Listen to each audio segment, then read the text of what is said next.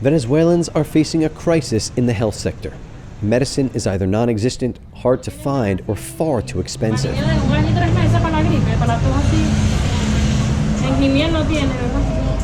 Joexy Torrealba has worked for pharmacies in Caracas for 3 years. She says previously Venezuelan industry manufactured basic medicines, helping to keep the cost down. But because of U.S. sanctions, local manufacturers can't get the raw materials.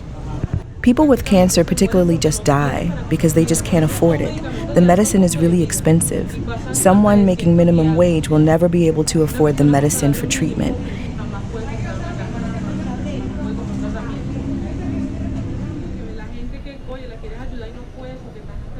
People come here and you want to help them, but you can't do anything.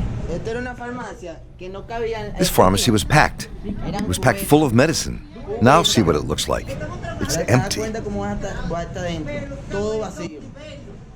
According to Joexy, 40% of their product is impossible to acquire. What is there is far too expensive for your average Venezuelan to purchase on a regular salary. This is the real collateral damage of everything that we are suffering. There have been many cases where people die because of a lack of money, because they can't afford the medicine. The country's political opposition blames the Maduro government for corruption and incompetence. But Rosiri Zapatera and her neighbors in the Altos de Lidice Comuna in western Caracas say that while this may play a role, the real causes of the crisis are the big pharmaceutical companies, which are hoarding medicine and keeping the prices exorbitantly high, and the U.S. sanctions, which are blocking the import of essential meds and raw materials. Roberto Bermudez is a Chilean doctor who's been working in the community for several years. The production of medicine in Venezuela doesn't exist. They have the means to produce 70% of the medicine we need, but we can't get raw material because it's blocked.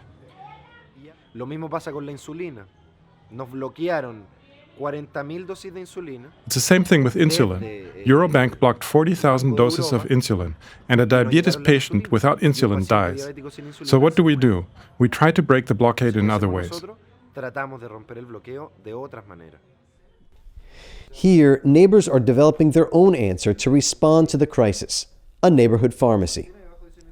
Rosiris is a member of the Comuna's Health Committee, which launched the neighborhood pharmacy in May. They've received donations of medicine from individuals and international solidarity groups in numerous countries, including Australia, Brazil, Italy, and in particular Chile. The medicine comes from people that bring it to us from abroad. That is the real humanitarian aid, and they don't ask for anything in return because we don't have anything to give. The pharmacy is organized by the Health Committee and run through 3 Barrio Adentro health clinics in the neighborhood. My son had parasites, and the doctor gave me the medicine for him because I had no way to pay for it.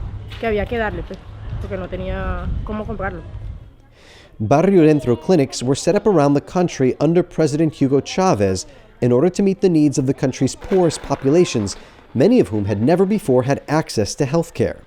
Today, despite the crisis, thousands of Cuban and Venezuelan doctors are still attending to the needs of millions of residents of the country's barrios. Yes, we don't have many resources. We lack medicine because of the economic and human blockade against us. But we have never denied medical attention, and we never will.